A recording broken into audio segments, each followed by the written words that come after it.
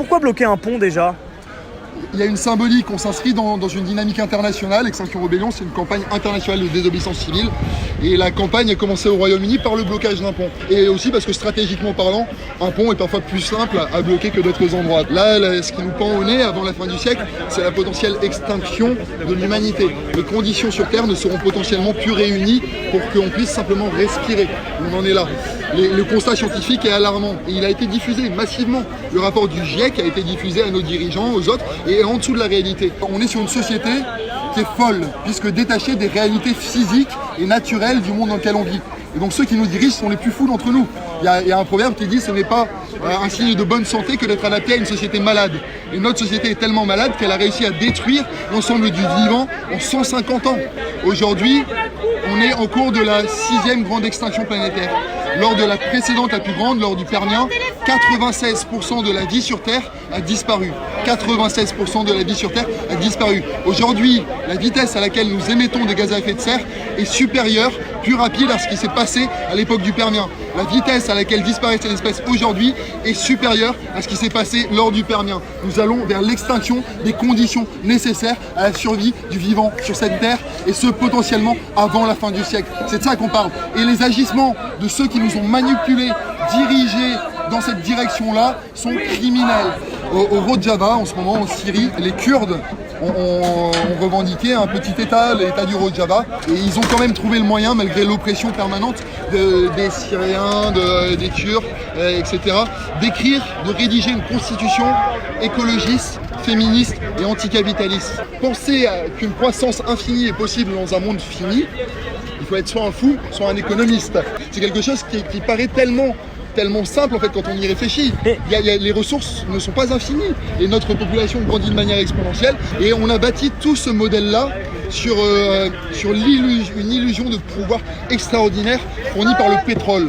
Parce que c'est une énergie qui est extraordinaire. Il faut savoir qu'un plein d'essence, 40 litres, ça représente 4 ans de labeur humain. Et aujourd'hui, le pétrole n'est plus rentable depuis 2006. Et toute notre civilisation repose là-dessus.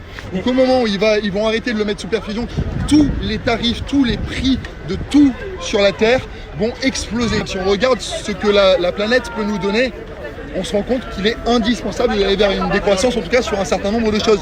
Décroissance énergétique, décroissance de consommation, décroissance d'extractivisme. Mais voilà, croissance phénoménale de sens, d'amour, de justesse, de justice, d'équité. Ça, là, il y a de la croissance. Et celle-là, elle est souhaitable. Et ça passe par, relocaliser l'ensemble de nos activités. On n'attend plus rien de nos gouvernements. On n'est pas en démocratie. C'est une illusion. On l'a jamais été, d'ailleurs, en démocratie. Et ceux qui servent cet État, en fait, servent d'une forme de dictature. Le GIEC alerte. Et dans les années 90, lors du premier rapport du GIEC, ils alertaient sur la nécessité de ne pas dépasser 1 degré par rapport à l'ère pré-industrielle. Maintenant qu'on l'a déjà dépassé, ils communiquent sur les 1,5 degrés ou 2 degrés, et on se rend bien compte que c'est un jeu qui est biaisé, un jeu de dupes. Et du coup, on appelle à la désobéissance civile pour construire ce rapport de force et à un moment donné, amener un changement de paradigme de société, véritablement. On a 10 grands principes. Parmi ces principes, on a rompre les relations de pouvoir au sein du mouvement, travailler sur la transversalité, l'autonomie, l'autogestion, le fait de nous remettre en question nous-mêmes autant que ce système toxique, chercher à sortir de notre zone de confort pour pouvoir amener un changement nécessaire, le fait de mettre l'énergie sur ce qui est nécessaire, pas sur ce qui est souhaitable. Après, il y en a quelques autres qui sont sur notre site internet ou notre page Facebook. On ne tient pas de discours culpabilisateur et moralisateur, c'est-à-dire qu'on ne va pas cibler les individus. Quand des bourgeois écologistes expliquent à des prolos qui n'ont pas une thune que ce sont des mauvais citoyens parce qu'ils n'ont pas acheté une voiture électrique ou parce qu'ils ne veulent pas payer la taxe carbone alors qu'ils sont déjà dans une misère noire, ça c'est ce qu'on appelle de l'écologie bourgeoise et c'est dégueulasse. Donc on invite à une mobilisation massive sur la ligne de la désobéissance civile, mais on ne veut surtout pas envoyer les gens au casse-pipe. Il faut faire ça de manière intelligente et rigoureuse, vraiment. Donc toute personne qui veut rejoindre le mouvement, venez, allez-y, allez faire un tour sur le site internet extinctionrebellion.fr.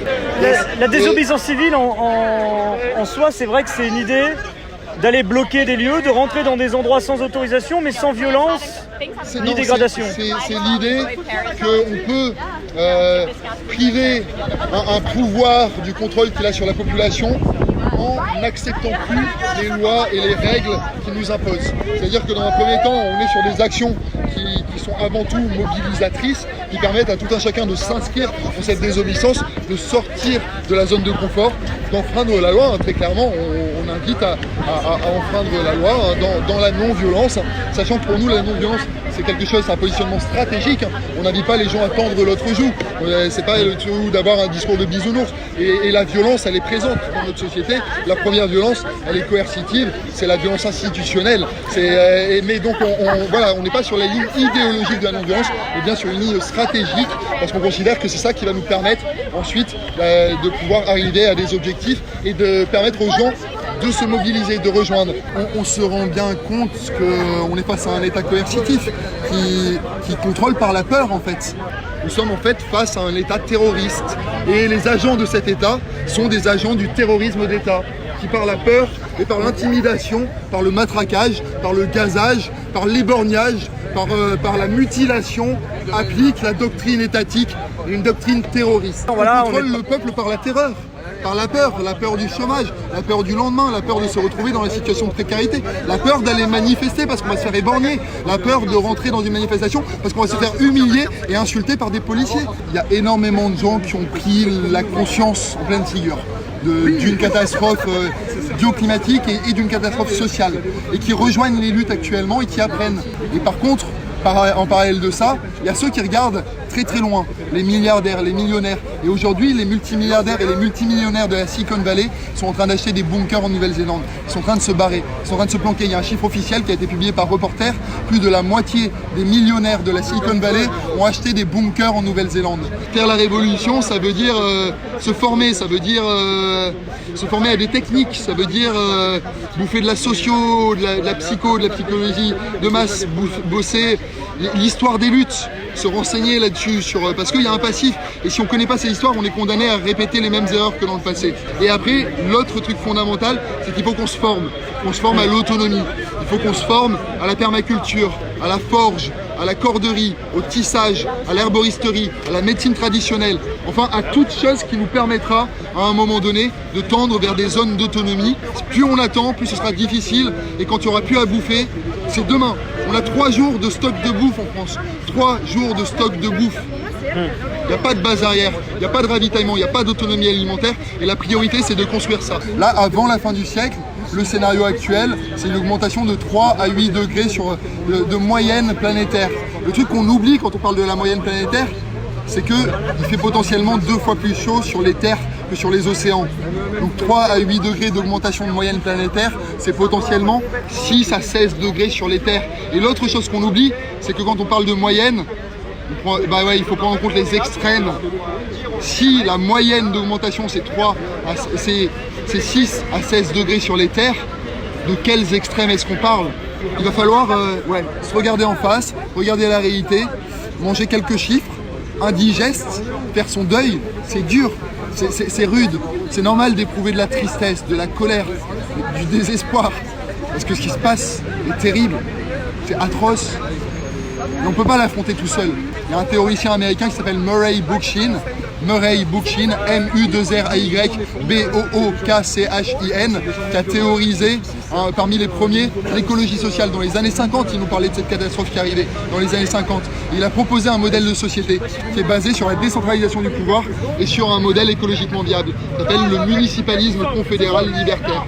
Allez voir, renseignez-vous, tout le monde se renseigne là-dessus, faut qu'on bouffe, faut qu'on soit rigoureux, faut qu'on échange, qu'on partage, qu'on discute, qu'on occupe l'espace public, qu'on réinvente nos modes de lutte. Au lieu d'aller faire des manifs à 4000 sur un même endroit, on se disperse, des groupes de 10, 20, 30, 40 dispersés sur toute la ville, on l'occupe, mais pas forcément dans la désobéissance, on pose des stands, on se rend visible, on fait ça 2 jours, 3 jours dans la semaine. La première fois, les gens vont pas forcément discuter avec nous, la deuxième fois peut-être pas, la troisième fois peut-être, la quatrième peut-être, et si on se rend ça dans la convivialité et en bâtissant les réseaux de solidarité en local là-dessus aussi, on va tisser un tissu à côté. La République, soyons la République en marge. Et il faut qu'on soit radicaux, c'est-à-dire qu'il faut qu'on prenne les problèmes à la racine. C'est parce que c'est ça que ça veut dire en fait le radicalisme. On a été dépossédé de nos mots, dépossédé de notre histoire, dépossédé de notre intelligence, dépossédé de notre capacité à agir, à parler, à échanger.